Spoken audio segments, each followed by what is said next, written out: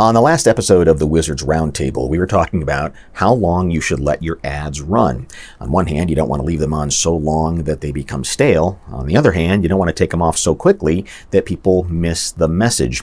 And it kind of brings up one of these weird paradoxes that exists in advertising. You need to be consistent so that people always know that it's you. McDonald's doesn't go changing all their colors and decide that they want a different logo every week. It's always the same thing, right? But at the same time, you need to be different and surprising and unpredictable. So how do you stay consistent but also be unpredictable at the same time? And one of the ways we do this is with something called Brandable Chunks. And it's a way that you can take a handful of ideas and keep them consistent through all of your advertising in new and different and surprising ways. So today on the Wizards Roundtable, we have Chris Maddock in Austin, Texas. The whole idea of Brandable Chunks originated with him. Jeff Sexton is in Pensacola, Florida, and he uses Brandable Chunks regularly in the campaigns he builds as well. So let's start with Jeff Sexton, who is talking about just a general definition of what Brandable Chunks are. It's campaign centric, right? And you want to embed claims and positioning statements without being boring or overly repetitive or predictable. So you want consistency with variety. Not every chunk is used in every ad. You mix them up, right? Chunks are put in different places from ad to ad, and you can vary how you phrase them, right? And you can start playing with them once they become expected, right? You start throwing them curveballs. But I always thought that this Canadian Club campaign was a fantastic example of Brandable Chunks. Just to give you some background on the campaign, at the time that they were commissioned to do this, Canadian Club was losing market share and nobody was drinking it. It was considered an old man's drink. It's what your dad drank, right? And so they were like, well, we got to reframe that, right? Like, you're damn right your dad drank it. And so because of, it might be too small for you to read the actual copy rather than the headline and the tagline, I put it over here in white, and you can see the red part is the Brandable Chunks. Your dad drank whiskey cocktails made with Canadian Club, served in a rocks glass. They tasted good. They were effortless, right? So the headline's always different. The bridge is always different. And the tagline is always the same. So, again, new headline, new bridge, but he drank whiskey cocktails made with Canadian Club in a rocks glass, right? Didn't use the exact same ones in the exact same way, but they're recognizably the same, right? He drank CC and gingers. They were smooth. They mixed really well, right? Wow. So he drank cocktails, but they were whiskey cocktails made with Canadian Club, served in a rocks glass. They tasted good. They were effortless. So you have this nice repetition that's always on theme, but they're always phrased a little differently, and there's enough variety that you're interested. I like to use the example of Chuck Lorre, who's had, I think, or up until 2 years ago, had the most popular comedy show on television, and that spanned back from 2.5 Men on into Big Bang Theory. I think it was 18 odd years.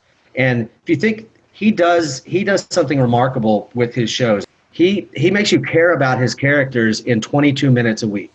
That's how long he has. He got 22 minutes a week, and people, just halfway into a season, will have feelings for his characters.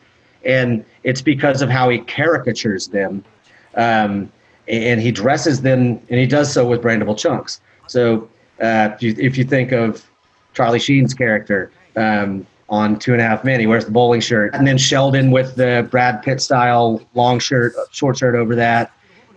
He does that. Those are Brandable Chunks. And then Things They Say are Brandable Chunks. Bazinga! Bazinga! Bazinga! I don't care. Bazinga! Bazinga! Bazinga!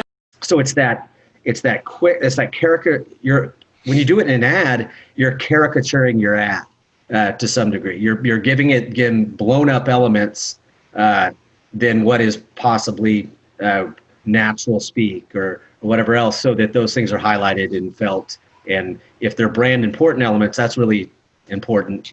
They'll be remembered. So how does a brandable chunk differ from a tagline?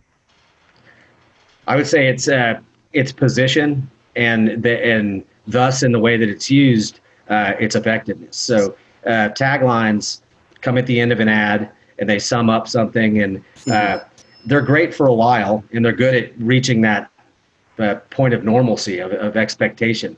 But they then don't break it. They can be used in different places in a piece of advertising, and they change. Yeah. So if I'd sum it up, a tagline is always used in the same place, usually at the sign off or at the end. It's always phrased exactly the same way. And it typically is trying to sum up the whole of the company. Whereas a brandable chunk is not always used in the ad, and is always varying in where it's used, and is phrased differently from time to time, right? You can play with it. And it's usually talking about one specific aspect of the company, one specific point. I think the Wiz has trained people well enough to know that it's about the customer, and the customer varies too much. When everything was about the brand, those were easier. When people really started to understand that great ads are about the customer, I think it's harder to make a great tagline. But it's easy to use brandable chunks, or possibly more important to use brandable chunks. To sum up all the little stuff that maybe you're talking about, Jeff. A tagline is very corporate, and brandable chunks are very people-centric, right? If your brand is a character and it's human, then it's going to speak like a human. Humans have go-to phrases, but they don't have taglines. With that being said, then what qualifies, or what can qualify for a brandable chunk? What's the ingredients? What do you put into one? Well, it's rectangle square there on taglines. Taglines can definitely be they are brandable chunks. But I think, to me, they should be brand important ideas, because or those things you choose to just be in there because they're awesome. You should. I think they come for me. They come from sticky pieces of verbiage that I've written, or that I splatted down on paper, and so I think they have a little magic to them. So you identify them I identify them when I'm talking about brand important ideas, and they seem to have some shininess to them, some sparkle. Yeah, it's kind of that overlap between what Chris just said, a brand important idea or positioning statement, and a phrase that has some stickiness and some oddness and some magic to it, right? When those two things overlap, then you get yourself a brandable chunk. And yeah, it's like, why have a handful of them, then you've got some magic for a campaign. Yeah, it's like, why did Wendy's, after the old lady, I mean, even beyond her, they should have said, "Where's the beef?" Just having it there in that ad, I mean, that's the most memorable Wendy's ad of all time, by far. I don't know I think it was one or two commercials. I don't remember. I'm not sure Wendy's ever had a tagline that I remember, but Dave Thomas was a brandable chunk, and 100% all beef. The square thing is a brandable chunk. They're shakes that you can do that with. And I think they used to talk about that more, but yeah, I think that they should have magic in them, and not and be brand important ideas. So I think that's important to stress. What Chris just said is, there's all sorts of stylistic elements that are not verbal phrases that are brandable chunks. So if you went to the work that the Richards Group did for Chick-fil-A when they first started out, the cows were a brandable chunk. Them misspelling the words is a brandable chunk. Eat more chicken is a brandable chunk, right? Yeah. And every campaign, every ad, every billboard had that. They had the cows, they had the misspelling. They usually had eat more chicken of some kind, but they didn't always have all of them all together all the time, right? There's enough variation that it kept it interesting. Yeah, and another example from TV that you give so often, I think, is great, is Kramer is going to come through the door. You just don't know how Kramer is going to come through the door. Mm-hmm. Mm-hmm. And that's what keeps it interesting. And that's a way to do it. You don't have to. Sometimes I think doing it ahead of time, like let's look for brandable chunks, or let's create them. I think that can be like trying to create comedy. I actually don't know how that's done. Maybe it's done like that. But that seems sort of inorganic and like it could lead to lame stuff.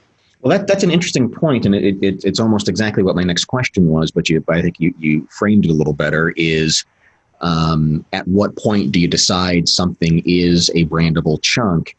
Because as you said a moment ago, these are brand features. So I think you know that this is a point, this is a point, this is a point.